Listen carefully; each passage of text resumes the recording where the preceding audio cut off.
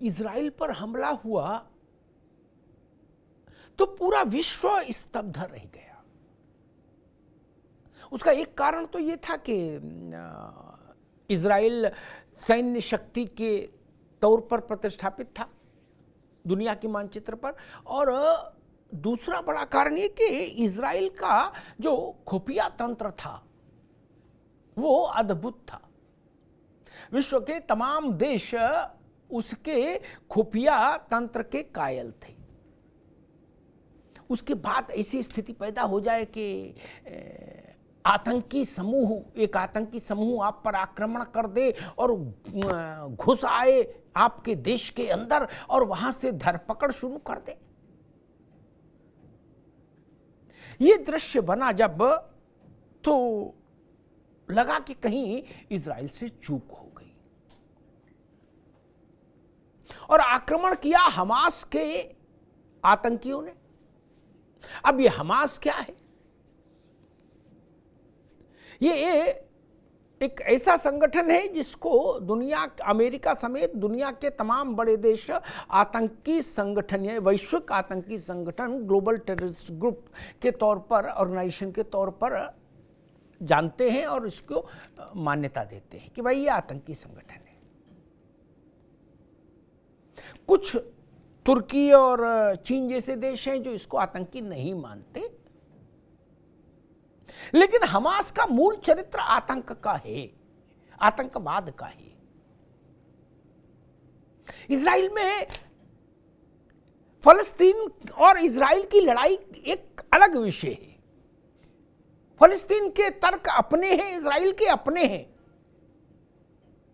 उन तर्कों के साथ खड़ा हुआ जा सकता है या उनके विरोध में खड़ा हुआ जा सकता है, लेकिन ये जो हमला हुआ ये कितना बीभत्स था, बर्बर था, वहशी था कि अल्लाह के नाम पर आपने महिला सैनिकों को के शवों को निर्वस्त्र करके घुमा दिया, उनके ऊपर जूता रखकर खड़े हो गए।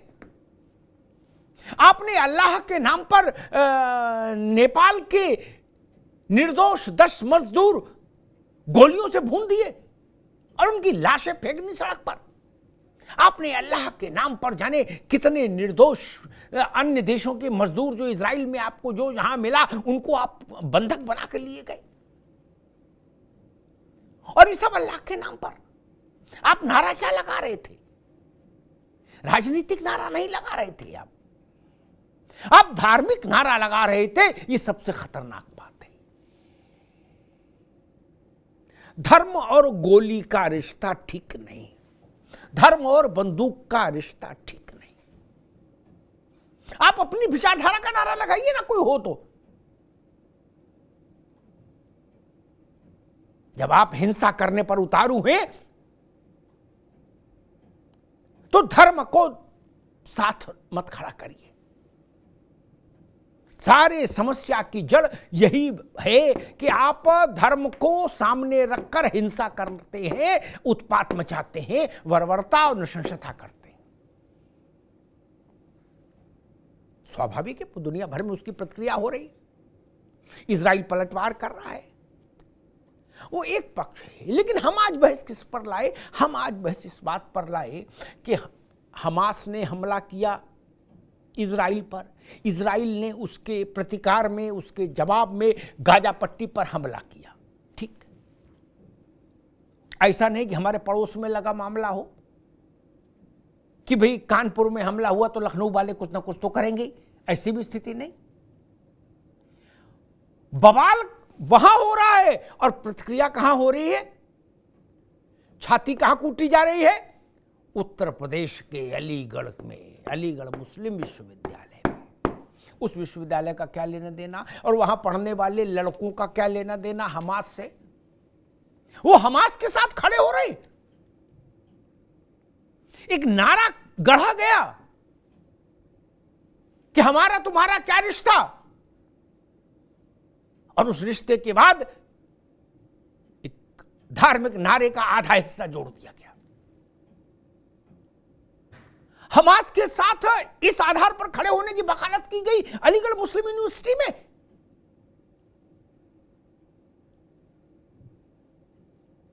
ये खतरा भारत के लिए है। ये सोच, ये विचारधारा भारत की सुरक्षा के लिए खतरा है, जो अलीगढ़ मुस्लिम यूनिवर्सिटी में कल रात को दिखाई गई, जुलूस के शक्ल में, प्रदर्शन के शक्ल में। वहां जो नारे लगे वो नारे बेहद आपत्तिजनक हैं। एक सवाल उठता है कि आप राष्ट्र के सिद्धांत को नहीं मानते क्या? आप धार्मिक पहचान को ही मानेंगे केवल? राष्ट्रीयता आपके लिए कोई विषय ही नहीं? आपके लिए केवल धार्मिक पहचान विषय है? ये बड़ा सवाल है और बुनियादी सवाल है। और अगर आप राष्ट्रीयता को नहीं मानेंगे, राष्ट्रीय सीमाओं की गरिमा को नहीं स्वीकार करते हैं, तो फिर देश के साथ आपका अपनापा कैसे होगा? आपके लिए तो वैश्विक नागरिकता है एक, जो आपने नारे में बताई कि मेरा तेरा रिश्ता क्या, उसके आगे जो आपने बोला मैं बोलना नहीं चाहता। यहां क्या इसके आधार पर ध्रुवीकरण करना चाहते हैं कि दुनिया में जो जहां इस्लाम मानने वाला है वो किसी देश का हो, वो सब मिलकर एक नया देश बना है क्या आपके मन में कहीं? ये बड़ा प्रश्न है और गंभीर प्रश्न है। अलीगढ़ मुस्लिम यूनिवर्सिटी में चिंगारी कैसे फूटी और आतंकी संगठन की तरफदारी हो रही है, और वो भी तब उस जगह हो रही है जो टैक्स पेयर के पैसे से चलती है यूनिवर्सिटी, सेंट्रल यूनिवर्सिटी है। भारत के आम आदमी की तनख्वाह से, उसकी आय से जो टैक्स होता है, उससे वहां की तनख्वाहें जा रही हैं, टीचरों की और दूसरे लोगों की। वहां ये काम होगा क्या? ये जरूरी नहीं है कि भारत ने एक राष्ट्र के तौर पर जो अपना रुख तय किया, विश्व के सामने जो रुख रखा कि हम इजराइल के साथ हैं, हम इजराइल पर हुए आतंकी हमले की बिना किसी किंतु परंतु के निंदा करते, क्या भारत के इस राष्ट्रीय रुख के साथ अलीगढ़ मुस्लिम यूनिवर्सिटी को नहीं खड़ा होना चाहिए? क्या अलीगढ़ मुस्लिम यूनिवर्सिटी और वहां पढ़ने वाले लोग, उत्पाती ये जो लड़के थे, ये भारत की राष्ट्रीयता, भारत के रुख से ज्यादा बड़े हैं? क्या ये अपना समानांतर देश बनाने की कोशिश करेंगे? तमाम सवाल है, इसलिए आज इस पर बहस लेके आया हूं। सबसे बड़ा प्रश्न ये कि धर्म से जुड़े नारों के साथ कत्लोगारत, और कत्लोगारत से भी आगे की चीज कि महिलाओं के शवों को इतनी विभत्सता के साथ निर्वस्त्र करके उनके ऊपर खड़े होकर जो नारेबाजी हो रही है, ऐसे कृत्य को जो अंजाम दे रहा है, उस आतंकी संगठन के साथ कोई खड़ा क्यों हो और कैसे हो? और अलीगढ़ मुस्लिम यूनिवर्सिटी में जो लोगों ने कल रात जुलूस निकाला, उनके हमास के साथ की ये जो तरफदारी है, ये लाख सवाल खड़े करती है और चिंता पैदा करती है। मेहमानों साहब का परिचय करा दें। फजील अहमद साहब हैं, मुस्लिम स्कॉलर। फजील अहमद साहब का स्वागत है। Doctor HS. रावत साहब हैं, हिंदू धर्मगुरु। रावत साहब का बहुत स्वागत है। मौलाना शहाबुद्दीन रजवी साहब हैं, प्रवक्ता आला हजरत दरगाह। रजवी साहब का स्वागत है। ए.के. मिश्रा जी हैं, राजनीतिक विश्लेषक। मिश्रा जी का स्वागत है। सूर्य प्रकाश मैथिल हैं, भारतीय जनता पार्टी के नेता। मैथिल जी का बहुत स्वागत।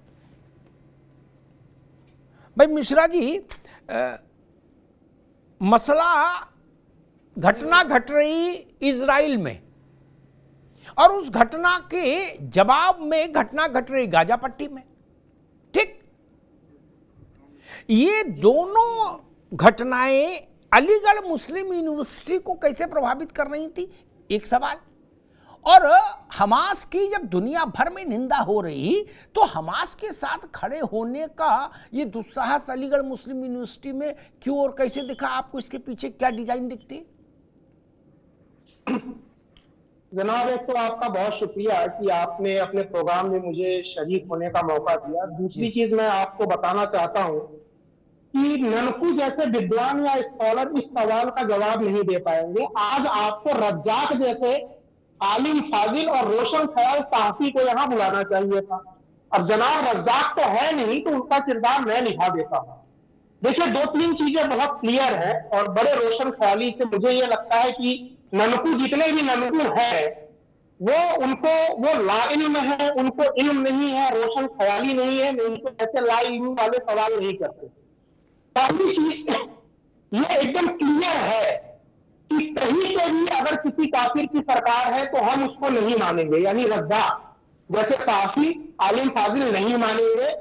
आपके वजीर आजम कुछ भी बोलते रहे, हमें उससे कोई मतलब नहीं है, हमारा अपना एजेंडा है, हम उसी हिसाब से चलेंगे।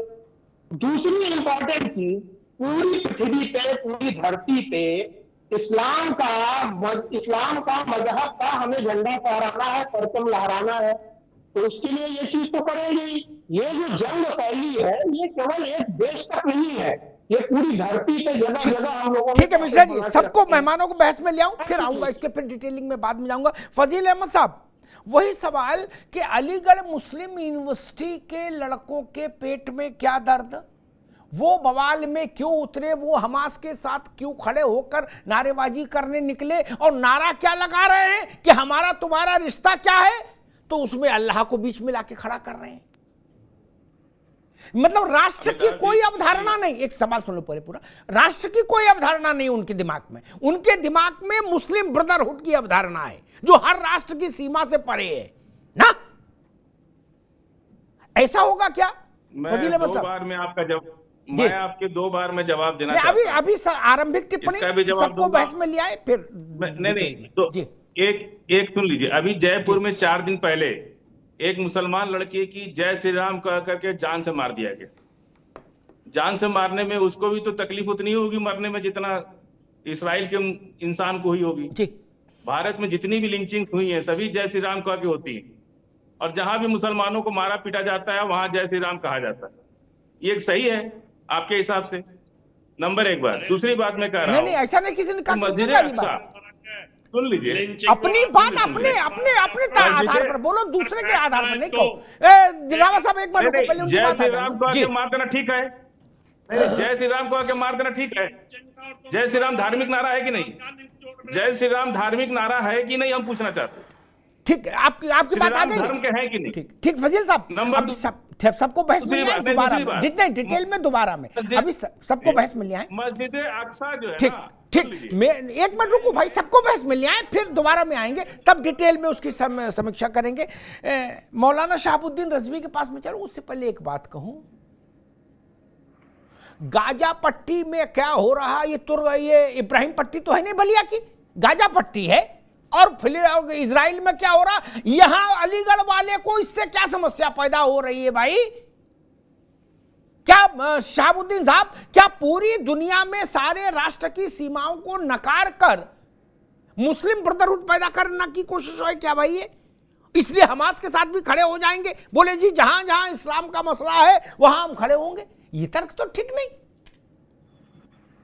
हमास के साथ खड़े होने के बाद फिर कोई बात बचती है क्या? हिंदुस्तान में लिंचिंग अगर हुई तो हिंदुस्तान के लोगों ने उसकी निंदा की, चाहे मुसलमान ने हिंदू को मारा, चाहे हिंदू ने मुसलमान को मारा, और न्याय की प्रक्रिया उसमें चली। इस आधार पर जो इजराइल में हमास कर रहा है उसकी पैरवी होगी शहाबुद्दीन साहब? जी नहीं, हमास की पैरवी हिंदुस्तान में तो नहीं हो सकती, और मुस्लिम यूनिवर्सिटी अलीगढ़ एक तालीमी इदारा है, तालीमी दरसगाह है। उस तालीमी दरसगाह को तालीम व ताल्लुम, दर्स व तदरीस, पढ़ाई लिखाई तक ही सीमित रहना चाहिए। वहाँ पर इस तरीके से एहतजाज करना तो ये गैर मुनासिब है। हाँ, मस्जिद अक्सा जो कि बैतुल मुक़द्दस क़िबले अव्वल है मुसलमानों का, तो उसके साथ में पूरी दुनिया के मुसलमानों की हमदर्दी जरूर है, और वहां से मोहब्बत और अकीदत जरूर है। उसका इजहार दूसरे तरीकों से होना चाहिए, मगर उसको सड़कों पर आकर के एहतजाज करना और फिर पढ़ाई लिखाई छोड़ करके हमास की हिमायत करना, समर्थन करना, ये निहायती गैर मुनासिब है। मौलाना साहब, मसला ये भी है कि भारत सरकार के टैक्स के पैसे, भारत के लोगों के टैक्स के पैसे से अलीगढ़ मुस्लिम यूनिवर्सिटी में बिजली जल रही है, पानी जा रहा है, मास्टरों की तनख्वाह जा रही है। ठीक, वहां पढ़ाई के छोड़कर ये काम होगा क्या?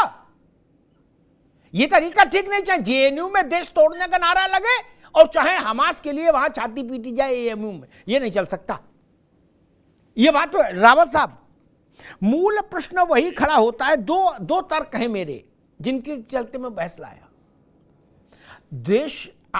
देश ने एक रुख तय किया विदेशी मामले में।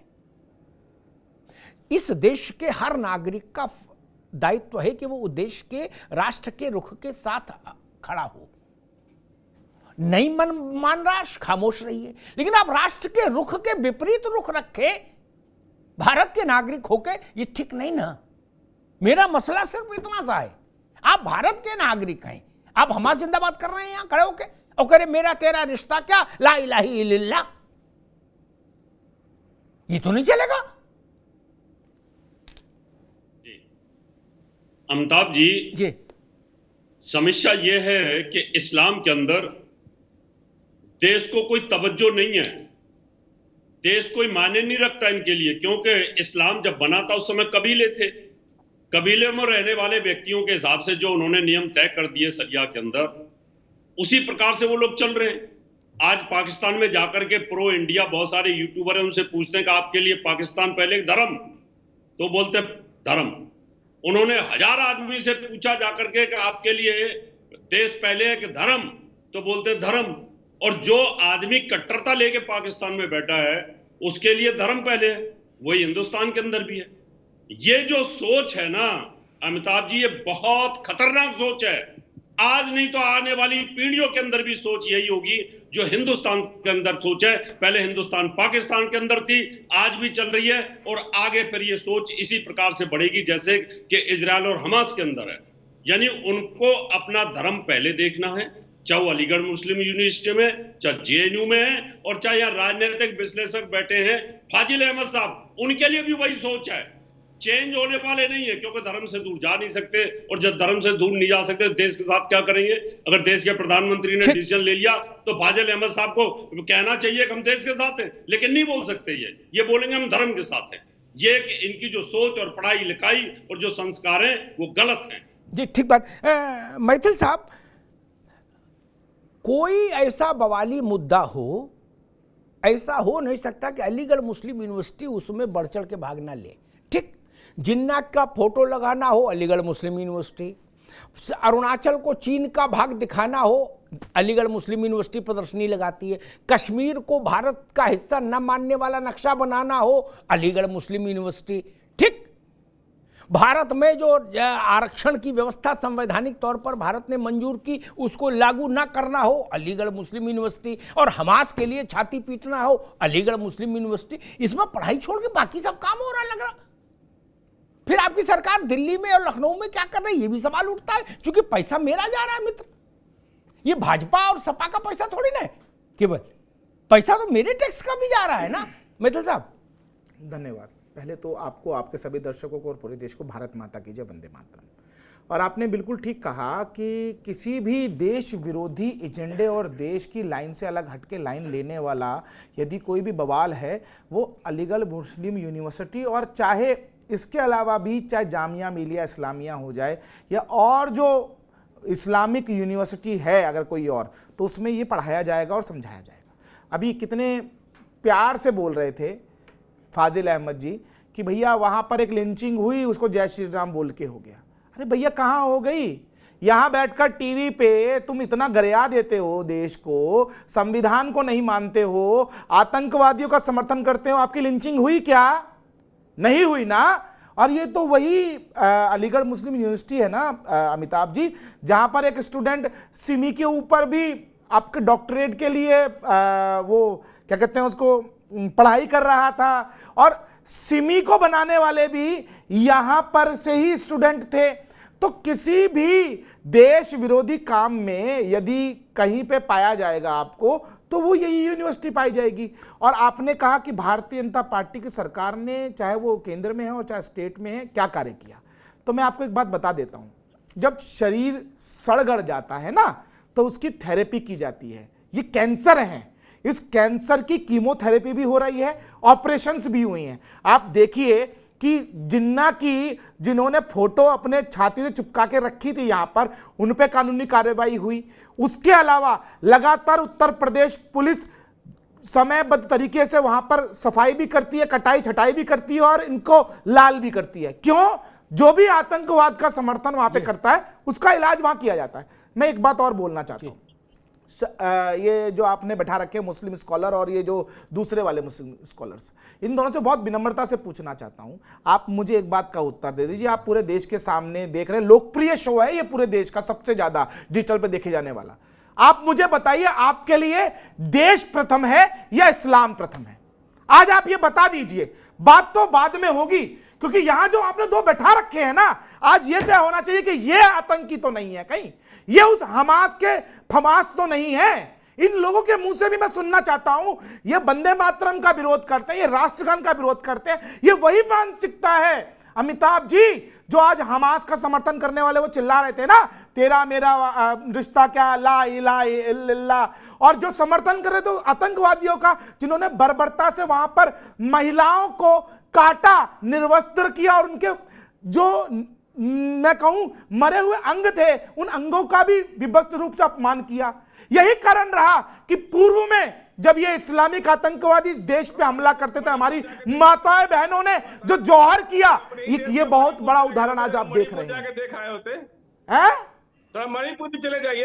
अरे मणिपुर, मैं आपसे क्या कह रहा हूं, पहले ये बताओ, इस्लाम बड़ा या देश बड़ा, ये बताओ फजील अहमद। गंदे कीड़े हो तुम, देश के लिए लीजिए, ये स्तर पे आ गए। अब पकड़े गए तो अब स्तर पे आ गए, लेकिन आप बदतमीजी करेंगे तो मैं डिरेल नहीं होने दूंगा। मैं फिर भी विनम्रता से पूछता हूं, आप मुझे बताइए, आपके लिए देश बड़ा या इस्लाम बड़ा? अरे भैया, हम आपसे पूछ रहे हैं। एक मिनट रुकिए, फजील अहमद रुकिए। मैं बहस पर एक उसको ताकि खूंटे से बांध दूं, नहीं तो होता क्या, कई बार लोगों को इसमें बड़ा लाभ होता है कि खूंटे से हटा दो बहस को, 1 घंटा बीत जाएगा। नहीं, मेरी आदत भी खराब है, मैं खूंटे से कभी बहस जाने नहीं देता। मूल प्रश्न ये, जितने प्रश्न फजील अहमद ने उठाए उनमें और 100-200 प्रश्न मैं जोड़ सकता हूं। मणिपुर से लेके जहां जहां बवाल हुआ हिंदुस्तान में, हर बवाल पर भारत के अंदर चर्चा होनी चाहिए, होती है, हुई। मणिपुर में तो 4 घंटा 5 घंटा भारत की संसद ने चर्चा की। ठीक, सब लोग बोले, जिनको बोलना था, जो नहीं बोलना चाहते थे वो भी बोले और खूब बोले। ठीक, लेकिन मेरा सवाल, क्या इस देश में हमास के साथ खड़ा होने का काम होगा? क्या इस देश में रहने वाला आदमी हमास के लिए छाती पीटेगा? मसला ये है, इस सवाल इतना है, बाकी किस्सा कहानी इसमें मुझे अभी नहीं पढ़ना। ठीक, फजील अहमद बैठे हैं यहाँ। ना मेरा प्रश्न, मैंने क्या बहस, मैंने जहां खूंटे से गाड़ दी, यहां इसके आगे नहीं जाएगी। मौलाना साहब एक बार रुको, फजील अहमद, मौलाना साहब, अरे रुको भाई, रावत जी से बहस नहीं चल रही ना, एक बार रुक जाओ। मौलाना साहब, मेरा प्रश्न वहीं खड़ा है, क्या इस देश के अंदर के मसले हम आपस में चर्चा करके सुलझाएंगे? समर्थन में नारे भी लगेंगे, विरोध में नारे भी लगेंगे, ठीक, लेकिन क्या कोई ये हिमाकत इस देश में रहते हुए करेगा कि हमास के लिए छाती पीटेगा, हमास के लिए नारा लगेगा? मौलाना साहब, यहाँ पर ना हमास का समर्थन किया जा सकता है और ना हमास के समर्थन में, हिमायत में छाती पीटी जा सकती है। जो बच्चे, स्टूडेंट्स जो छाती पीट रहे हैं या हिमायत कर रहे हैं बकौल आपके, तो उनको समझाने की जरूरत है, उनको मोटिवेट करने की जरूरत है। मगर ये जो अभी मोहतरम जो बोल रहे थे, वो इस्लाम पर आतंकवाद का इल्जाम लगा रहे थे, तो आतंकवाद का इल्जाम इस्लाम पर, किसी मजहब पर नहीं लगाया जा सकता। और अगर यही बात होगी तो पलट के अगर मैं कह दूं आपके मजहब के ताल्लुक से, तो आपको भी बुरा लगेगा। अरे तो मुझे ये बताइए ना, जब ISIS पे कार्रवाई होती है तो आप लोग तो छाती पीटते हो, जब इस प्रकार हमास आतंकवादी हमला करता है तब में दही जमा लेते हो, लेकिन जब हमास पे कार्रवाई हो रही है तो चिल्ला रहे हो तेरा मेरा रिश्ता क्या, ला इलाहा इल्लल्लाह। जब पाकिस्तान के अंदर कोई काम होता है, अच्छा तो आप लोग वहां पर पटाखे जलाते हो, पाकिस्तान जीतता है तो यही मुस्लिम यूनिवर्सिटी है जहां पर आप लोग पटाखे जलाते हो। अब यहाँ चिल्ला रहे हो। शार्ली एब्डो ने एक कार्टून चला दिया था, उसके लिए हिंदुस्तान में आपने सड़कें जाम कर दी थी भड़काऊ भैया। बातें जो आप कह रहे हैं। ठीक, एक मिनट, सबको रोकूंगा। ए.के. मिश्रा, ये तू मैं की बहस नहीं, मसला सिर्फ बहुत बुनियादी है।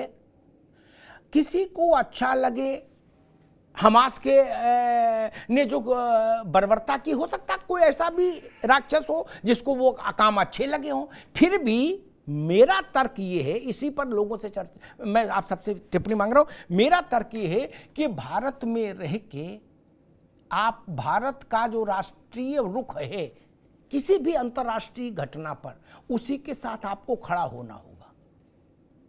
आप भारत के रुख के विरुद्ध दूसरा रुख नहीं ले सकते, और वो रुख तो कतई नहीं ले सकते जो आतंकी संगठन के बर्बर और नृशंस कामों को ग्लोरीफाई करे। मिश्रा जी, सवाल सिर्फ इतना सा है। मुझे थोड़ा समय दीजिएगा जी। देखिए अमिताभ जी, मैं आपको बताऊं, रज्जाक साहब आगे क्या फरमाते हैं। आपको बड़ी चिंता है कि टैक्स आप देते हैं और वहां तेरा मेरा रिश्ता क्या की बात चल रही है। अरे जनाब, इसमें फिक्र की क्या बात है? हम पहले जब हम हुकूमत करते थे, हम राजा थे, बादशाह थे, तो हम जजिया लेते थे काफिरों से, और आज ये जो फ्री की रेवड़ी है, टैक्स, ये भी काफिरों का है। ये तो हमारे लिए आदेश है, हुक्म है, तो हमें कोई चिंता नहीं। हम काफिरों से आपसे टैक्स लेंगे, फ्री में पढ़ेंगे, फ्री में तनख्वाह लेंगे, और बात हम नमाज की करेंगे। और एक चीज और बता दूं, जो रोशन ख्याल लोग हैं उनको पता है, जो आलिम फाजिल है, 4 तरीके की डॉक्ट्रिन है, हमारे लिए हुक्म है और हम उसको मानेंगे। सुन लीजिए क्या है, अगर कहीं जंग होती है, जिहाद होता है, तो शमशीर निकाल के, तलवार उठा के जाके लड़ो।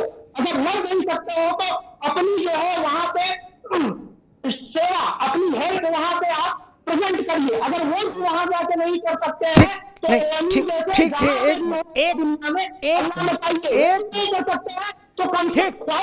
ठीक है मिश्रा जी, ठीक है मिश्रा जी, ठीक है, एक मिनट रुको। ठीक है, मैं एक तर्कपूर्ण बात रखता हूं। रावत साहब, भाई मिश्रा जी ने कहा कि 4 हुकुम है, मैं कहता हूं चलो हुकुम ही मान लेते हैं। फिर क्या ऐसा अगर हो जाए कि जो बवाली जलूस निकाल रहे हैं हमास के पक्ष में, क्या इनको सरकारी खर्चे से गाजा पट्टी छुड़वा दिया जाए तो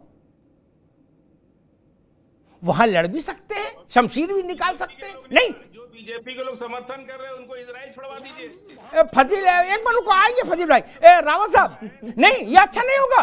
उनके जो दिल की इच्छा है उसको पूरा करने में सहयोग हो जाए, एक विशेष विमान से गाजा पट्टी छुड़वा दो। रावत साहब जी जी जी, वैसे जो अलीगढ़ यूनिवर्सिटी के अंदर इन जो लड़कों ने इस तरह की बातें की हैं, ये कहीं ना कहीं आतंकवादी घटनाएं और इस्लाम की उन जड़ों के साथ जुड़े होते हैं जहां पर इनको कट्टरता सिखाई जाती है। एजुकेशन अच्छी ले सकते हैं, वकील बन सकते हैं, इंजीनियर बन सकते हैं, डॉक्टर बनते हैं, सभी बनते हैं, लेकिन इनके जो दिमाग में बेसिक जहर भरा जाता है वो कभी नहीं निकलता। चाहे वो इंजीनियर बन जाए, डॉक्टर बन जाए, चाहे देश के राष्ट्रपति बन जाए, वो नहीं निकलता।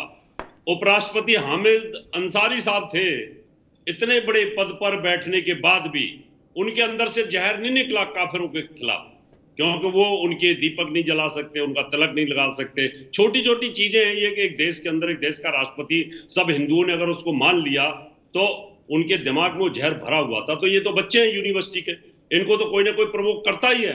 लेकिन देश अगर जिस फैसले को लेता है और उसके खिलाफ जनता का कोई भी आदमी जाता है तो वो देशद्रोह में काउंट होता है। ये देशद्रोही काम है और इनके खिलाफ एक्शन होना चाहिए। फजील से अहमद साहब, एक सवाल है कि मान लीजिए, ठीक है फजील साहब, ठीक है साहब, फजील साहब एक सवाल है, जो नारा लगा उस नारे को, मैं आ रहा हूं आपके पास आऊंगा मतलब साहब, जो नारा लगा उस नारे को मैं इसलिए और ज्यादा खतरनाक मान रहा हूं कि छोड़ो गाजा पट्टी और गजक पट्टी है। अभी की मसला ये कि मान लीजिए कल को हमारी पड़ोसी से जंग हो जाए, भारत पाकिस्तान की लड़ाई हो जाए, तब ये नारा तो हमारे गले में फांस हो जाएगा। अलीगढ़ में चाट पकौड़ी खाते हुए नारा लगेगा, मेरा तेरा रिश्ता क्या, तो नारा तो वहां भी फिट बैठेगा। ये जो नारा लगा था, जो मजिल साहब ने पूरा सुना भी दिया, ये तो नहीं चलेगा। चुनना तो देश को ही पड़ेगा, राजी से, कुराजी से, मन से, चाहे बेमन से। गलत तो नहीं कहा फजील भाई?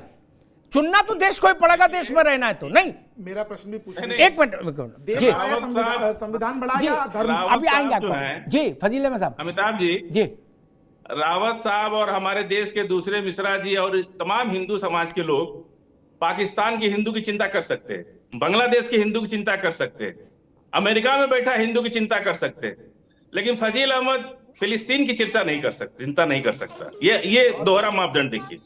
मतलब आप पूरी दुनिया के हिंदू की चिंता करते हैं तो आप मुसलमान को भी अधिकार दीजिए कि वो। और दूसरी बात, आज भारतीय सेना अगर जाएगी, प्रधानमंत्री जी 1 लाख सेना भेज दे इजराइल, हम तो कह रहे हैं कि 1 लाख सेना भेज दे, तो जो मुसलमान सिपाही होगा वो जाके फिलिस्तीन के खिलाफ लड़ेगा कि नहीं लड़ेगा, कि छोड़ देगा वहां से।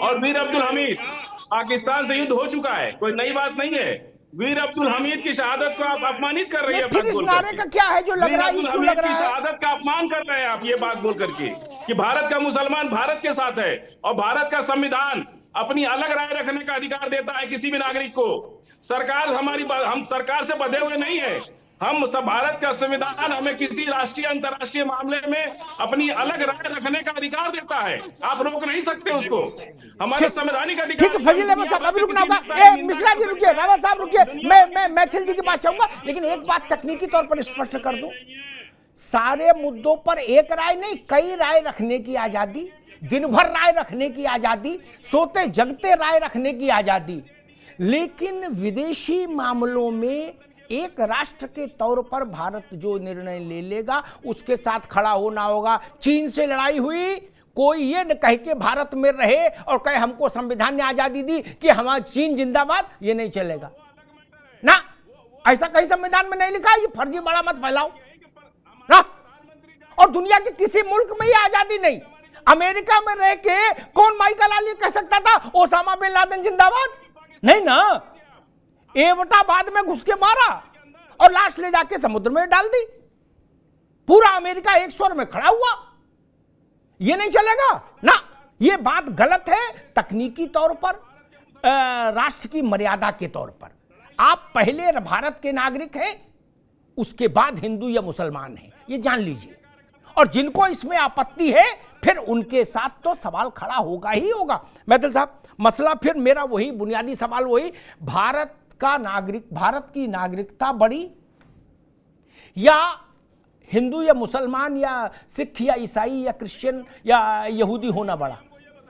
धन्यवाद अमिताभ जी। मैं तो बहुत बहुत धन्यवाद करूंगा मेरे फजील अहमद भाई का कि उन्होंने आज पूरे देश और पूरे विश्व के सामने एक नया चेहरा जो है इस्लामिक आतंकवाद के समर्थन में खड़ा कर दिया। अब देखिए, इन्होंने कहा कि क्या हमें आजादी नहीं होनी चाहिए? आतंकवादी जो बम लेके घुस जाते हैं, अपने आप को ब्लास्ट कर लेते हैं, उनका समर्थन करने की, आतंकवादी जो पैराग्लाइडिंग करके इजराइल में कूद पड़े, वहां पर महिलाओं को निर्वस्त्र किया, उनके शवों को काटा और उनको विभत्स रूप से फैलाया, उनका समर्थन करने की, क्या इनको आजादी नहीं होनी चाहिए? जो आतंकवादी इस देश के खिलाफ युद्ध करते हैं, ISIS और बगदादी जैसे लोग, उनका समर्थन करने की, तो भैया बिल्कुल कीजिए, अरे बिल्कुल कीजिए फजील अहमद भाई। मैं तो कह रहा हूं, आप जैसे जो आस्तीन के छुपे हुए सांप हैं, आतंकवादियों के पोषक हैं, उनको इस प्रकार के शोज में बाहर आना भी चाहिए और समर्थन भी करना चाहिए, ताकि इस देश की जो बोली वाली जनता है ना, जब आप गले में यहां पर लगा के घूमते हो ना अंबेडकर जी और कहते हो मैं संविधान को मानता हूं, तो आपका ही असली चेहरा लोगों के सामने आना चाहिए। शांति से सुन लो भैया मेरे, सुनो, कूदो मत। आतंकवादी फजील अहमद सुनो, और दंगाई फजील अहमद सुनो आप मेरी बात को। और आपने कहा कि इजराइल का समर्थन हिंदू समाज को करना चाहिए, ये देश की लाइन है कि हम इजराइल के समर्थन में है और इस देश का 140 करोड़ भारतवासी इजराइल के समर्थन में खड़ा है। सारी जमीनें किसके पास? सुन लो भैया मेरे, अभी तुम दलितों की बात कर रहे हो ना, मुझे एक बात का उत्तर दो, क्या कारण है कि अलीगढ़ मुस्लिम यूनिवर्सिटी के अंदर SC ST आरक्षण नहीं मिला, जो संविधान में दलित समाज को आरक्षण दिया गया था?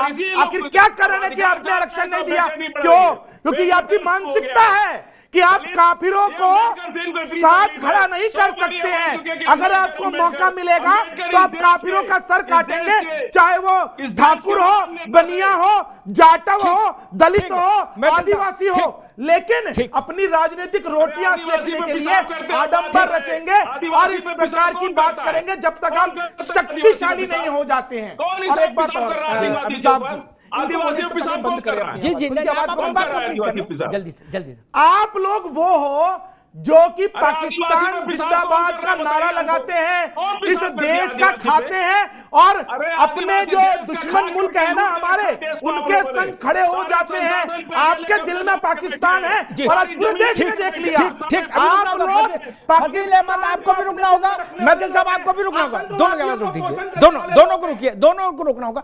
मैं फिर बुनियादी सवाल पर लौटूं, ये तू में से नहीं। अगर किसी को ये गलत फहमी है, शाहबुद्दीन साहब आपके पास आ रहा हूं इस सवाल को लेकर, अगर किसी को ये गलत फहमी है तो तत्काल प्रभाव से 1 सेकंड में दूर कर ले। हम इजराइल पर हुए आतंकी हमले के खिलाफ हैं पूरी तरह। ये भारत का फैसला है, ये हिंदू का फैसला नहीं, ये ठाकुर बामन का फैसला नहीं, ये भाजपा कांग्रेस का फैसला नहीं, ये मुसलमान ईसाई का मसला नहीं। शाहबुद्दीन साहब, इसमें सबको साथ खड़ा होना पड़ेगा, मन करे तो भी और मन ना करे तो भी। शाहबुद्दीन साहब, गलत तो नहीं कहा मैंने? यह हुकूमत हिंदुस्तान का फैसला है, 150 करोड़ लोगों पर लागू है, नहीं? शाहबुद्दीन साहब, आप तक आवाज जा रही है? नहीं, आवाज नहीं आ रही है, आवाज नहीं आ रही है। मैंने सिर्फ इतना पूछा कि ये भारत इजराइल पर आतंकी हमले के खिलाफ है, उसकी निंदा करता है। ये निर्णय, ये विचार पूरे भारत का है, 150 करोड़ का। ये हिंदू का नहीं है केवल, ये सिख का नहीं है, ये मुसलमान भी इसमें शामिल है और शामिल होना ही होगा। शाहबुद्दीन साहब, देखिए, मेरी आवाज आ रही है? जी आ रही है, बहुत अच्छी आ रही है जी। अच्छा, देखिए, ऐसा है कि भारत के प्रधानमंत्री नरेंद्र मोदी जी ने जो रिएक्शन दिया है वो बड़ा मोहतात रिएक्शन है। उन्हें बहुत कुछ नहीं कहा है, क्योंकि वो जानते हैं कि भारत और फिलिस्तीन के रिश्ते बहुत पुराने रहे हैं और उस्मानी खिलाफत के बाद से जब फिलिस्तीन का क़याम हुआ और फिलिस्तीन तकसीम करके 2 वहाँ पे रियासतें बन गई, तो उस वक्त से लेकर के और 10-12 साल पीछे छोड़ दिए तो भारत के रिश्ते फिलिस्तीन से बहुत अच्छे रहे। तो इस वजह से प्रधानमंत्री ने जो रिएक्शन दिया है वो बहुत मोहतात रिएक्शन दिया है, इसलिए और उनको लिए जरूरी भी है प्रधानमंत्री जी ने कहा है कि हम फिलिस्तीन के, हम इजराइल के साथ हैं, हम आतंकी गतिविधियों की कड़ी निंदा करते हैं, हम हमास के द्वारा किए गए हमले की कड़ी निंदा करते हैं और हम हर संभव जो सहायता है इजराइल को देंगे और उसके साथ खड़े होंगे। ये लाइन है हमारी, ये लाइन है हमारी, सुन लीजिए कान खोल के। शाहबुद्दीन साहब, ये देश की लाइन है, ये मोदी की लाइन नहीं, ये मोदी किसी व्यक्ति की लाइन नहीं, ये भारत राष्ट्र की लाइन है, रिपब्लिक ऑफ इंडिया की लाइन है भाई। मैंने तो शुरुआत में ही ये बात कह दी थी और मैंने हमास की जो समर्थन कर रहे हैं उसकी निंदा भी कर दी थी। देखिए, ऐसा है कि आतंकवादी संगठन पूरे दुनिया में जगह जगह अलग अलग हैं। अब वो हिजबुल्ला है तो क्या वहां कुछ होगा तो क्या यहाँ के लोग एहतजाज करने लगेंगे? और जैसे अल-शबाब है, आईसिस से इराक में काम कर रहा है, अगर शबाब हो, कबाब हो, कोई हो जो बवाल का काम करे, उसके साथ नहीं खड़े हो सकते ना? नहीं, बल्कि ऐसा नहीं होगा, दरअसल जिन लोगों ने एहतजाज किया है उसकी वजह सिर्फ और सिर्फ यह है कि बैतुल मुक़द्दस जो क़िबले अव्वल है उसकी वजह से लोगों ने एहतजाज किया है। और जो हमास का समर्थन कर रहे हैं वो गलत है, हमास का समर्थन नहीं किया जा सकता और हमास के कार्रवाइयों को भी जायज नहीं ठहराया जा सकता। ठीक मौलाना साहब, ठीक है, ठीक। मिश्रा जी, मैं फिर इस बहस को छोटा कर दूं, बहुत लंबी वैचारिक बहस में मैं नहीं जाना चाह रहा। भारत इजराइल के साथ है, ये निर्णय ना भाजपा का है, ना एक व्यक्ति के रूप में नरेंद्र मोदी का है, ना रावत जी का है, ना मैथिल जी का है, ना अमिताभ अग्निहोत्री का, ना फजील अहमद, ना शाहबुद्दीन साहब का। ठीक, ये भारत राष्ट्र राज्य का फैसला है। अच्छा लगे तो साथ खड़ा होना होगा, बुरा लगे तो घर में सो जाओ। ठीक, कोई संविधान, ये झूठ मत फैलाया जाए, कोई संविधान ये इजाजत नहीं देता कि भारत के फैसले के विरुद्ध आप खड़े होंगे ना। यही देशद्रोह होता है, इसीलिए तो देशद्रोह की धारा है। संविधान ने क्यों रखी देशद्रोह की धारा? इसीलिए रखी कि जब कोई ऐसे सिरफिरे लोग आ जाएं मुल्क में जो मुल्क की लाइन के भी खिलाफ जाने लगे, तो उनके खिलाफ देशद्रोह लगना चाहिए। मिश्रा जी। जी अमिताभ जी, देखिए जनाब, ये मोमीन है, इतना जुल्म मत करिए कि जो आप बोले वो हम मानने के लिए मजबूर हो जाएं। 25 करोड़ मुसलमान पाकिस्तान में, 25 करोड़ भारत में, 25 करोड़ बांग्लादेश में। भारतीय उपमहाद्वीप द्वीप को 3 खंडों में बांट कर 75 करोड़ मुसलमानों को जमीन दी जा सकती है। पूरे अरब खित्ते में 15 करोड़ 20 करोड़ मुसलमान होंगे, लेकिन 1 करोड़ यहूदी को ये लोग अपने साथ प्रेम से नहीं रख पा रहे हैं। अभी आलिम फाजिल बैठे हुए तो बोल रहे थे कि आप पाकिस्तान के हिंदुओं की बात करेंगे, बांग्लादेश की बात करेंगे। मैं बोलूंगा भाई, कौन सा पाकिस्तान का हिंदू आधे घंटे में 5000 रॉकेट दाग रहा है? कौन सा बांग्लादेश में हिंदू पैराग्लाइडर से उतर रहा है और वहां पे खून खराबा कर रहा है, लड़कियों को काट रहा है, मार रहा है? दुनिया में कहीं भी हिंदू रॉकेट दाग रहा है? और बदतमीजों की तरह इनके भेड़िए वाले जो चेहरे हैं, जरा उनके नकाब उतार लेने दीजिए। मैंने 4 इनके फंडामेंटल बताए। ये जो ANU के हैं, ये जो फ्री की रेवड़ियां सरकारें देती है ना, ये जजिया है। इनका ये मानना है जजिया हम सब भी लेते थे, आज काफिरों की सरकार है, हम इनसे जजिया आज भी लेंगे, फ्री की रेवड़ी लेंगे, फ्री में पढ़ेंगे, लेकिन हम करेंगे वही, सोचेंगे वही। फ्रांस में बवाल होगा तो वहां बवाल मचाना ये पहले शुरू कर देंगे। हमास में अगर बवाल होगा तो उसके साथ ये पहले खड़े होंगे। और रही बात हामिद अंसारी जो उपराष्ट्रपति थे, पूरे उन्होंने सूचना नेटवर्क को, अपने जासूसों के नेटवर्क को ध्वस्त कर दिया, दुश्मनों को बता दिया। 1971 की वार हुई, रामपुर में एक नवाब है जो एक पार्टी के कद्दावर नेता है, मिलिट्री का काफिला गुजर रहा था, सड़क खोद दिए। कितने उदाहरण इन लोगों को दूं? और ये लोग बात करने चले हैं, इनको 72 हूरों को पाने की जरूरत है। ये जो ठीक है मिश्रा जी, ने हूर 72 पाओ 720 पाओ, उससे हमें तकलीफ नहीं। आप जाना हूर जाना, ये आपका अपना निजी का कॉन्ट्रैक्ट है, मुझे उस बहस में भी नहीं पढ़ना। हूर खूर का कलेश काटो। फजील अहमद, मसला भाई वही है, मेरे लिए मुख्य सवाल वही। दुनिया भर में कुछ भी होगा उसमें भारत की एक राय होगी जो राष्ट्र की राय होगी, ठीक? उसमें किसी को छाती पीटने की इजाजत हिंदू, मुसलमान, सिख, ईसाई, पादरी, गैर पादरी, यहूदी, इसके आधार पर इजाजत नहीं मिलनी चाहिए। और ऐसा संविधान में कहीं लिखा भी नहीं। इसीलिए राष्ट्रद्रोह की धारा संविधान में है, कानून में, कि जब कोई ऐसा सिरफिरा आ जाए जो कहे हमको पूरी आजादी दी है कानून ने, हम कुछ भी बोल सकते नहीं। भारत पाकिस्तान की लड़ाई होगी, आपको भारत के ही पक्ष में बोलना होगा, नहीं तो मौन रहना होगा। मन में दुख मना लीजिए, लेकिन बोल नहीं सकते। बोलेंगे राष्ट्रद्रोह लागू होगा, तत्काल प्रभाव से अंदर 20 लाठी के साथ। फजील साहब, गलत तो नहीं बात कही? कुछ सरकार का बुखार आप पे भी चढ़ गया लगता है। नहीं, अच्छा आप क्या चाह रहे हो? मैं ये बोल, एक मिनट, आप क्या ये चाह रहे हो मैं ये बोल दूं कि नहीं, भारत के निर्णय के खिलाफ बोलने और पाकिस्तान शत्रु देश के साथ खड़े होने की इजाजत है? मिश्रा जी व्हाट्सएप ज्ञान बहुत लेते हैं। नहीं, ये नहीं चलेगा। समझ रहे आप? 3 तरह का टैक्स था देश में, जो ये बार बार जजिया कर कह रहे हैं ना। अब सुन लीजिए, मैं उस पर जाना नहीं चाहता, पुरानी बात हो गई। नेपाल में प्रचंड आतंकवादी, सुन लीजिए, देश बड़ा या नेपाल इस्लाम? में, अरे पहले ये तो बता दीजिए, संविधान बड़ा या इस्लाम? था ना, ज्ञान बहुत है ना, जरा बताओ आतंकी फजील अहमद, देश बड़ा या इस्लाम बड़ा? पहले ये तो बताओ, देश बड़ा या इस्लाम बड़ा? आतंकी फजील अहमद, देश से बड़ा कौन हो सकता है जी? है? देश से बड़ा कौन हो सकता है? तो फिर देश की लाइन के साथ क्यों नहीं हो? फिर देश की लाइन के साथ क्यों नहीं हो? इनके लिए फिर देश की लाइन के साथ आप क्यों नहीं है? जब भारत ने कह दिया कि हम इजराइल के साथ हैं, हमास जैसे आतंकी संगठन को नाबूद करने के लिए इजराइल यदि किसी भी प्रकार की कोई कार्रवाई करेगा तो भारत उसके साथ खड़ा है। हम पाकिस्तान की बात नहीं कर सकते। अरे भैया, हम जो पूछ रहे हैं उसका उत्तर दो ना। जब देश के प्रधानमंत्री ने बोल दिया, तुम कहां से आए हो? तुम्हारे पर क्या सुरखाब के पर लगे हैं या लाल चड्डी पहन के सुपरमैन बन गए हो? तुम बड़े हो गए प्रधानमंत्री जी से, बड़े हो गए क्या?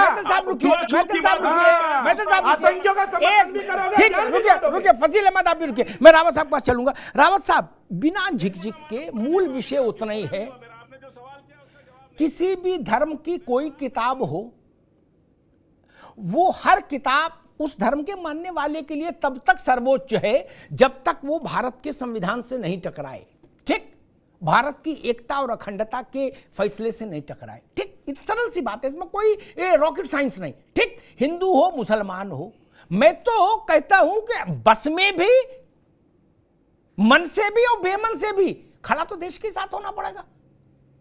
मैंने तब भी ये सुझाव दिया था जब सर्जिकल स्ट्राइक हुई थी और कुछ लोगों ने कहा था सबूत दिखाओ, तो मैंने कहा था कि भारतीय वायुसेना आपकी व्यवस्था करे, अगली बार कहीं स्ट्राइक में जाए सर्जिकल में तो इन सब लोगों को बैठाल के ले जाए, नीचे छोड़ दे, कि भैया फोटो खींचते रहना, बच जाओ तो वापस आ जाना खड़ामा, नहीं तो लाहौल विलाखोबत हो जाएगा मामला। बम से बांध के छोड़ देना चाहिए। रावत जी, जिन लोगों को हमास से दिलचस्पी है वो भारत के वैचारिक निर्णय के खिलाफत कर रहे हैं ना, इसलिए हम सवाल उठा रहे हैं। बिल्कुल ठीक है अमिताभ जी, आपकी बात बिल्कुल ठीक है। मैंने पहले भी जब पहला राउंड आया था तब भी मैंने कहा था कि अगर पाकिस्तान के साथ अगर युद्ध होता है तो ये लोग साथ नहीं देंगे। बहुत कुछ लोग अच्छे आदमी भी हैं, सभी तो नहीं कह सकते। साबुद्दीन साहब अच्छे आदमी हैं, अच्छी बातें करिए, उन्होंने पहले राउंड में बोल दिया कि मैं उनका विरोध करता हूं, लेकिन कुछ फजील अहमद जैसे आदमी हैं जो जिन्ना जैसे आदमी हैं, हमारे देश के साथ तो हमेशा बुरे खड़े रहे। आप पाकिस्तान की बात करें, पाकिस्तान जब बटा तो इन्होंने देश बांटा, देश के साथ नहीं खड़े हुए।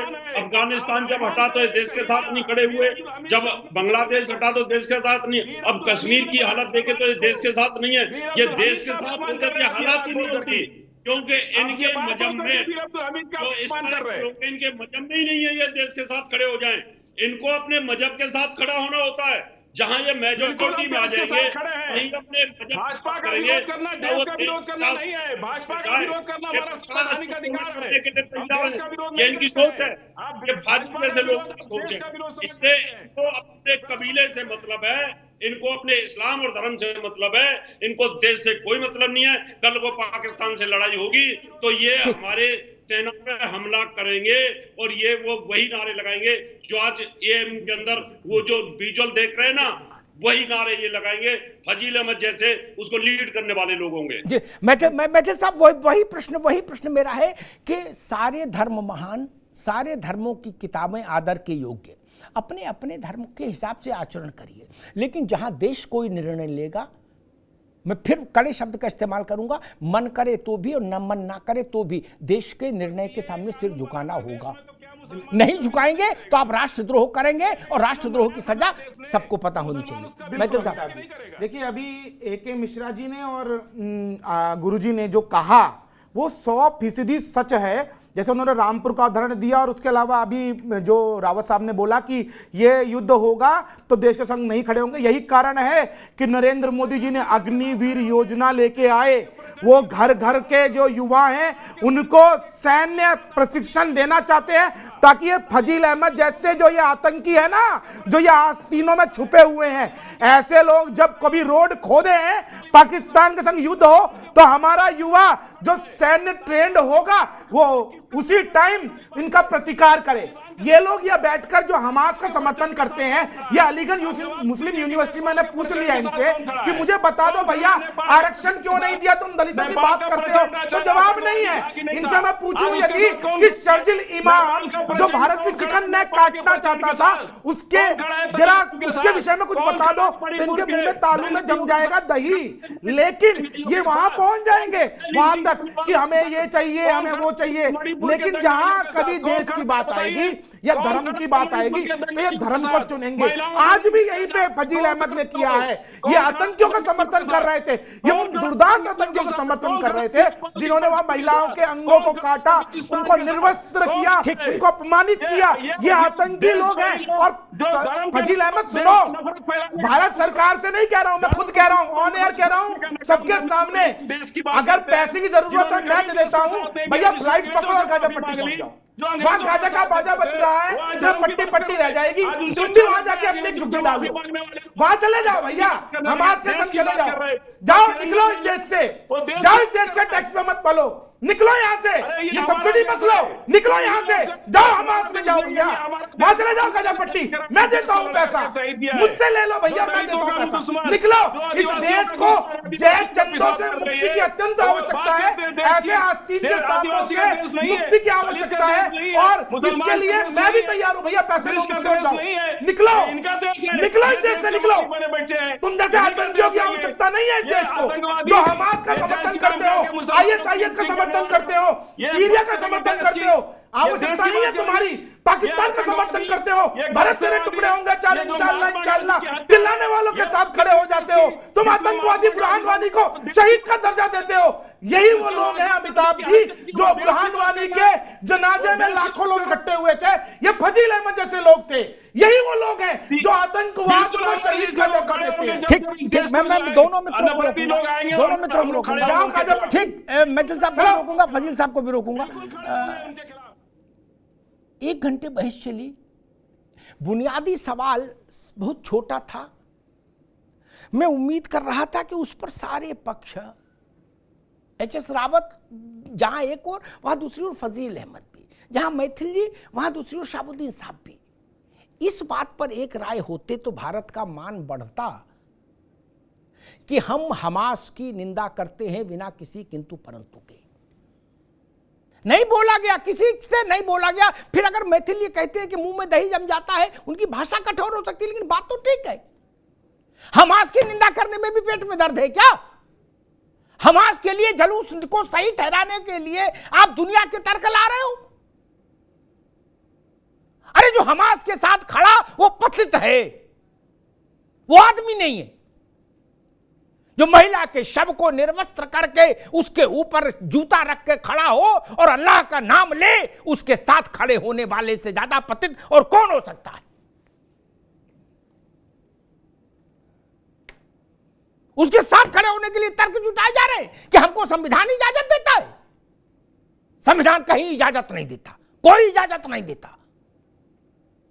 जिस देश में रहिए उस देश को सर्वोच्च मानना ही चाहिए, मानना ही होगा, मानना पड़ना भी चाहिए। बिना किसी किंतु परंतु के राष्ट्र से बड़ा कुछ नहीं हो सकता। यहां बैठकर चिंता यहां की नहीं, हमास की चिंता। अरे हमास आपका पड़ोसी है, हमास अनाथ बच्चों को पाल रहा है, कोई धार्मिक कार्य कर रहा है नहीं ना। एक तर्क आया, शायद फजील भाई ने दिया, कि हिंदुओं की कहीं मसला आता है पाकिस्तान का यहां वहां का तो आप चिंता कर सकते हो, लेकिन मुसलमान हमास के लिए जलूस क्यों नहीं निकाले? इसलिए नहीं निकाले, दुनिया के किसी मुल्क में जिस दिन हिंदू मोटार और रॉकेट लेके हमले करना शुरू कर देगा, महिलाओं को काटेगा, बच्चों को जिबह करेगा, नग्न अवस्था में महिलाओं को निकालेगा, उसकी तरफदारी कोई हिंदू नहीं कर सकता ना। हम तब आंसू बहाते हैं जब हम देखते हैं कि हिंदू बच्ची को पाकिस्तान में जिबह कर दिया गया, उसका शारीरिक शोषण किया गया, तब हम बोलते हैं। इसकी तुलना आप हमास के आतंकियों के साथ करेंगे? किसी ने आपको अधिकार नहीं दिया। और मैं तो कहता हूं, जो जिस देश में रहे, जो पाकिस्तान में भी रह रहा है, पाकिस्तान की नागरिकता जब तक उसके पास है तब तक उसकी निष्ठा पाकिस्तान के साथ होनी चाहिए। वैसे ही भारत। इसको दाएं बाएं करके भागने की कोशिश मत करिए। अब गंगा में बहुत पानी बह गया। फलस्तीन की बात उठाई, पता नहीं शहाबुद्दीन साहब ने उठाई। मैं बता दूं बात इतिहास की, फलस्तीन को लेके भारत की पुरानी सरकार ने जितनी तत्परता दिखाई, उतनी तत्परता तो कभी मेरे ख्याल से किसी सरकारी विभाग ने बर्थ सर्टिफिकेट जारी करने में भी नहीं दिखाता। दुनिया के किसी मुस्लिम राष्ट्र ने पहला मान्यता नहीं दी थी फिलिस्तीन को, मौलाना साहब, ये भारत ने दी थी। और क्यों दी थी हमको ये भी मालूम है। हमको मालूम है जन्नत की हकीकत क्या है, दिल को बहलाने के लिए गालिब ख्याल अच्छा है। हमको पता है क्यों दी थी मान्यता। अरब देशों से भी पहले, तुर्की से भी पहले हमने कहा, जैसे हम बैठे थे लिखे, उधर हुआ, इधर हमने कहा ले जाओ भैया चिट्ठी ले जाओ, पहले चिट्ठी लिख रखी थी। मैं उस बहस में भी नहीं जाता। उस समय की सरकार ने निर्णय लिया, तब भी हम उसके साथ खड़े थे। और इजराइल के साथ संबंध बहाल करने में दशकों का संकोच क्यों रहा भाई? इजराइल ने हमारे घर से कुछ चोरी चपाड़ी कर ली? नहीं। हमारी जमीन जायदाद छीन ली? नहीं। उसका कारण भी हमको मालूम है कि फजील अहमद नाराज ना हो जाएं। सियासत भी बड़ी विचित्र चीज है। क्या ये सच नहीं है ये मेरा आरोप? फजील अहमद व्यक्ति के तौर पर नहीं, एक उसके रूप में मैं कह रहा हूं, वो नाराज ना हो जाए इसलिए हमने इजराइल से दूरी रखी। गैर इस्लामिक राष्ट्रों में, मेरी बात को सुन लीजिएगा ध्यान से, जाके गूगल से मैच कर लीजिएगा, बिना कागज बिना गूगल के बता रहा हूं। गैर इस्लामिक राष्ट्रों में दुनिया में भारत सबसे बाद में इजराइल को मान्यता देने वाला राष्ट्र था। क्यों भाई? क्या तकलीफ थी भारत को इजराइल से? वही इजराइल बाद में हमारे लिए भरोसेमंद दोस्त साबित हुआ।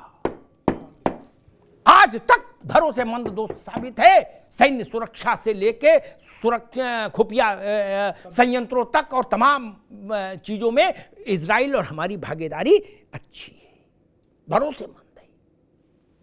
क्या सच नहीं है? विदेशी मामलों को देश की राजनीति में लाके नहीं खड़ा करना चाहिए। यहां फजील अहमद को खुश करना है इसलिए यासिर अराफात को मान्यता देनी है, यह तरीका ठीक नहीं होना चाहिए। हमको देखना चाहिए भारत के लिए फायदा लाभ है तो मान्यता देंगे, नहीं तो नहीं देंगे। किसी धर्म जात का मामला हो, भारत की धर्म की स्थिति ये कि धर्म जात की राजनीति देश के चुनाव से हटके अंतरराष्ट्रीय स्तर तक चली गई।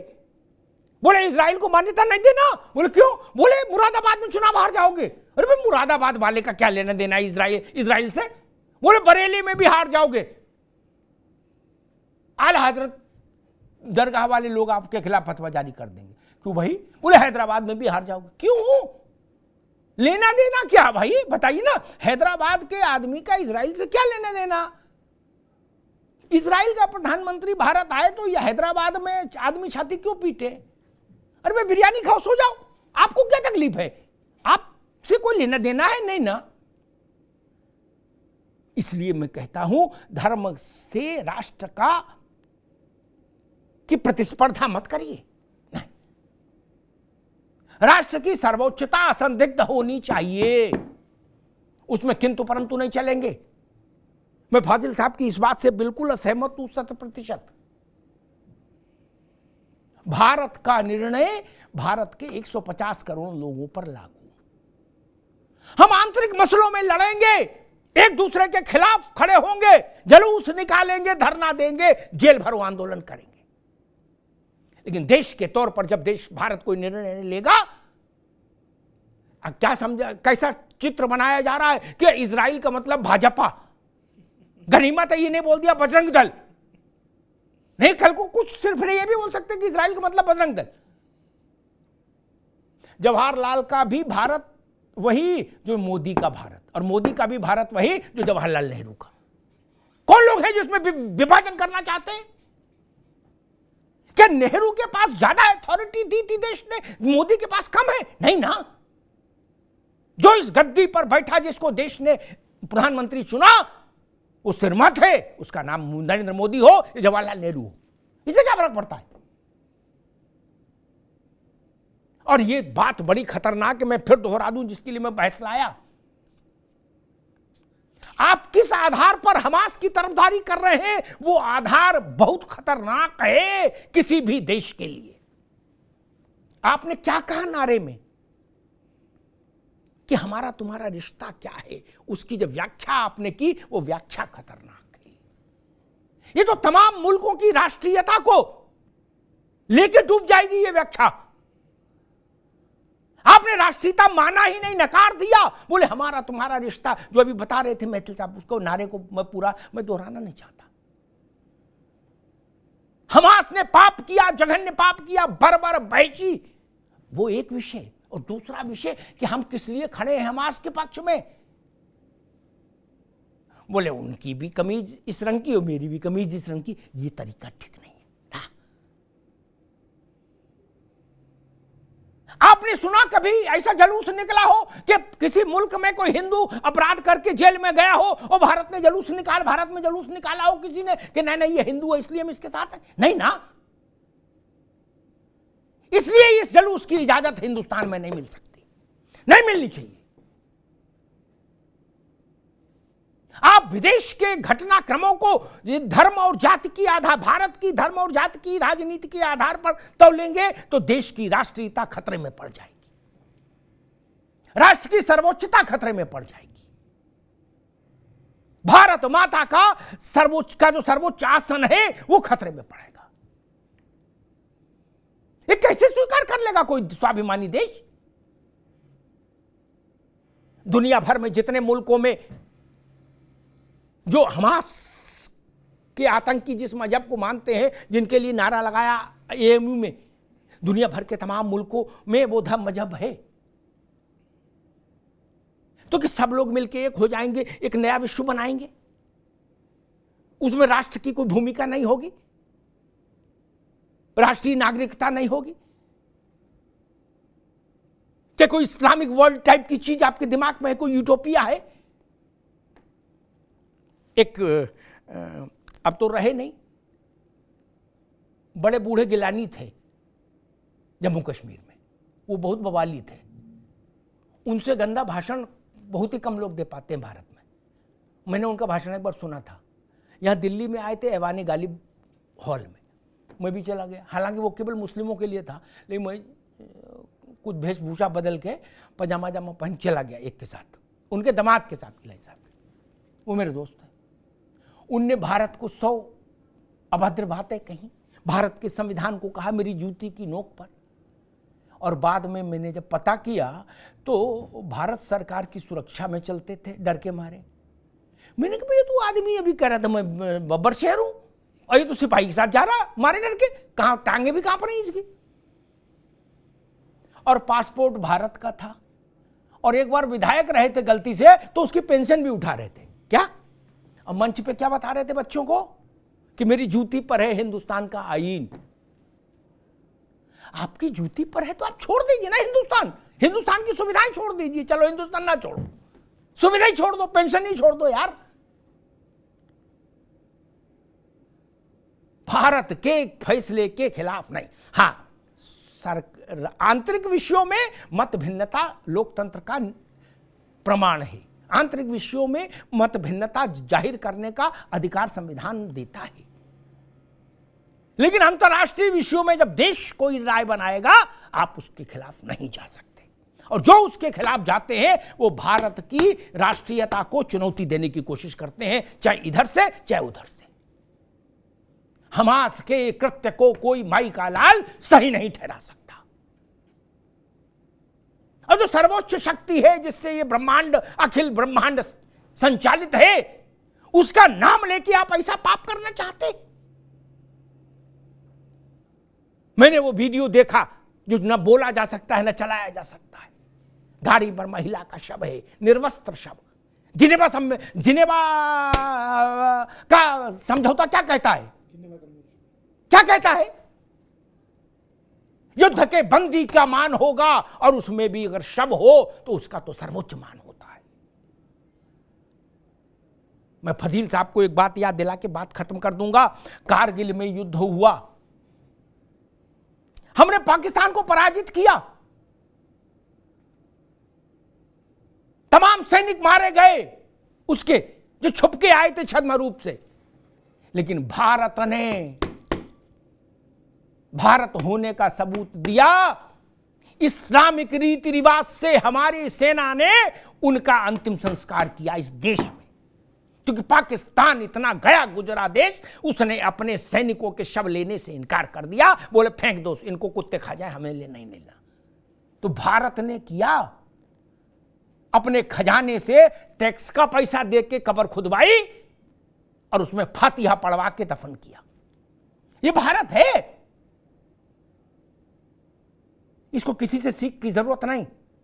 और मैं तो कहूंगा केंद्र सरकार से भी और उत्तर प्रदेश की योगी आदित्यनाथ की सरकार से भी, अलीगढ़ मुस्लिम यूनिवर्सिटी में ये सब चीजें बार बार नहीं स्वीकार हो सकती। जहां भी देश को ठेस पहुंचाने वाली कोई घटना होती है, सबसे पहले उसमें आगे अलीगढ़ मुस्लिम यूनिवर्सिटी के छात्र क्यों आते हैं? इसके पीछे का कारण जानना होगा। हमने कोरोना का की वैक्सीन खोज ली, अलीगढ़ मुस्लिम यूनिवर्सिटी की वैक्सीन नहीं खोज पा रहे क्या? वैक्सीन खोजनी होगी। और बच्चा मान लीजिए टीका लगवाने से मना भी करे तो माता पिता की जिम्मेदारी है कि जबरन टीका लगाएं, क्योंकि टीके के बिना बीमारी नहीं जाएगी। अलीगढ़ मुस्लिम यूनिवर्सिटी की या जामिया की या टुकड़े टुकड़े के नारा लगाने वालों, इनके लिए भी एक वैक्सीन खोजनी होगी। आजकल वो सिनेमा भी चल रहा वैक्सीन वाला, मौसम भी है, दस्तूर भी है। एक वैक्सीन ऐसी भी आनी चाहिए जो व्यक्ति के अंदर ये चेतना पैदा करे कि राष्ट्र के विरुद्ध विश्वमन भारत राष्ट्र में रहते हुए नहीं हो सकता। सारी किताबों से बड़ी किताब भारत का संविधान। धन्यवाद।